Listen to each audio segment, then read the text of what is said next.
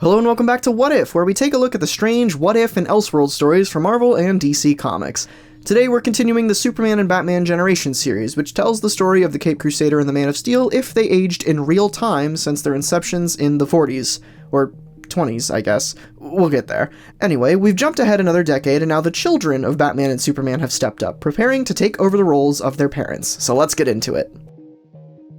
The year is 1959. Batman aims the whirly bat at a massive living house complete with silly legs. He notes that he is getting way too old for this kind of thing. The house has been alive for 30 minutes, but thankfully hasn't killed anyone yet.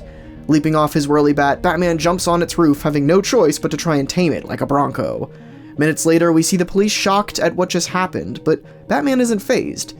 He shouts for Bat-Mite, who he knows is behind this strange crime. Yet it is Mr. Mxyzptlk who appears before him. "You got the right idea, Bat-Boy, just the wrong imp," he smiles. Meanwhile, a city away, a monstrous green Superman continues to lash out in Metropolis Harbor.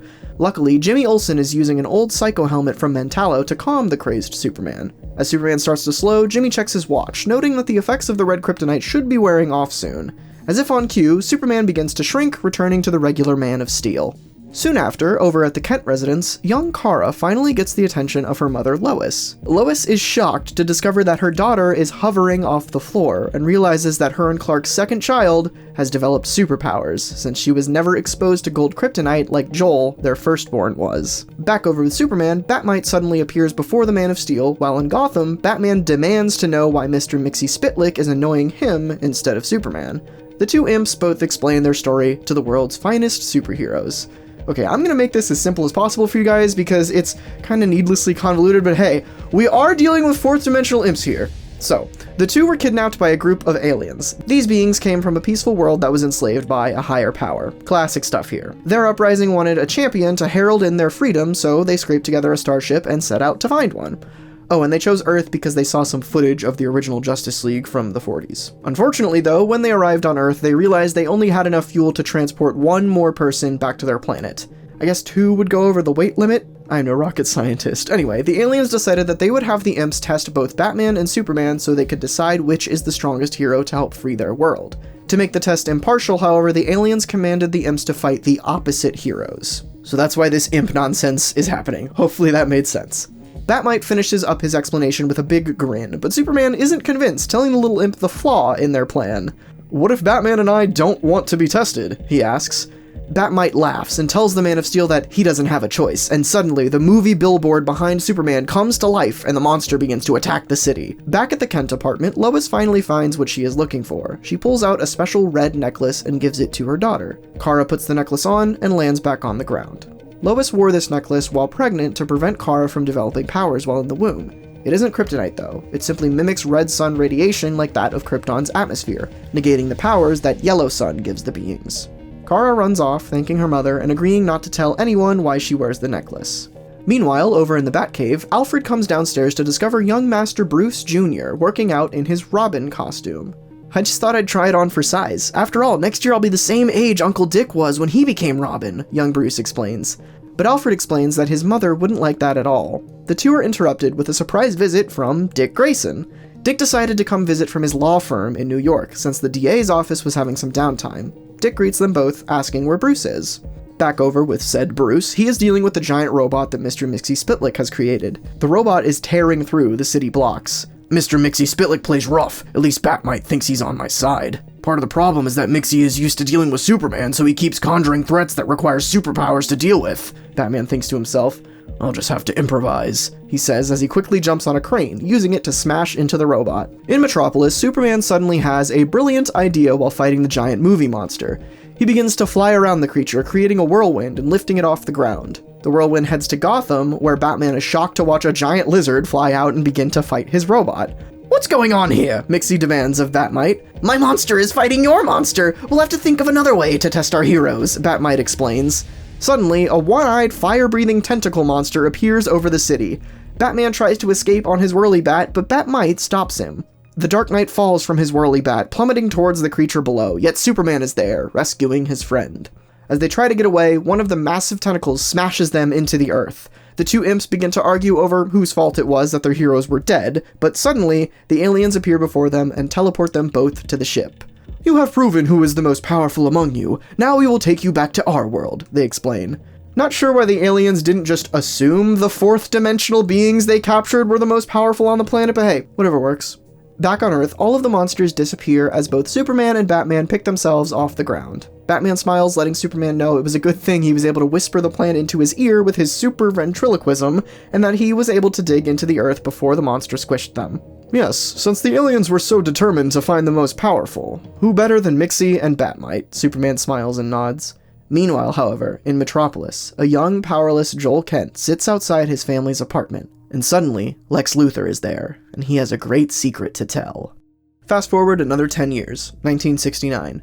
The president looks out the window of the Oval Office at the group of protesters just outside the White House gates. Their signs call for the end of the war in Vietnam. "Can you do something about this?" he asks, turning back to the group of heroes in the room. They all agree that they could, but they won't. This war is far more complicated than good versus evil. They step outside, each member of the League leaving in their own time. Batman turns to Superman, knowing that he wants to stop this war more than anyone.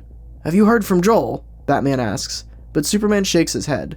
It has been 2 years since his first son left to war in an attempt to prove himself as worthy. He knows he's the son of Superman, and that is a heavy burden to bear. The Kents haven't heard from him since. Batman relates to Clark. Bruce Jr. is supposed to be leaving for basic training in 2 days. Meanwhile, at Wayne Manor, an aging Bruce Wayne sits by the gravestone of his faithful friend and ally, Alfred Pennyworth. Suddenly, the air shimmers, and the ghost of Alfred stands before him. "There you are. I was beginning to think you weren't coming," Bruce tells his friend with a smile. While Bruce has always thought of this Alfred as a hallucination, the faithful servant explains that he is still fulfilling the promise he made to the Wayne family. Alfred knows that it was hard for Bruce to pass on the mantle of Batman to Dick, but he did the right thing. The two continue to talk as Bruce fills Alfred in on what's happening. Oh, and by the way, side note here, this Alfred thing isn't ever actually explained. It's not clear if Bruce is actually talking to the ghost of Alfred, or if this is just a visual representation of his grieving process. Who knows? Anyway, back to the melodrama.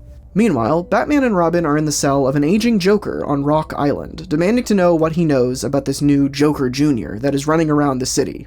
"He's no son of mine, no matter what he says," Joker explains, telling them that he never had a son, nor did he train a protege.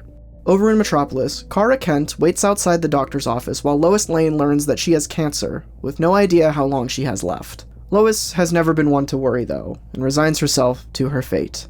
As they get ready to leave, Kara changes into her Supergirl uniform, informing her mother that she overheard what she was saying inside. "Mom, you can't just give up," she tells her.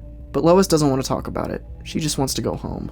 Switching settings once more, we're now in the jungles of Vietnam, where we find Joel Kent, now a lieutenant in the US Army. He's led his squad into the jungle, informing them that he has discovered a Viet Cong base. The men look over the hill, seeing nothing but women and children below, but Joel leads them down anyway, his mind having snapped from the rigors of war. Raving mad and preparing to open fire on the villagers, his men decide that he has gone too far, and prepare to take action against him. Back inside the Batcave, Bruce stands with his son and Dick Grayson, discussing the plan.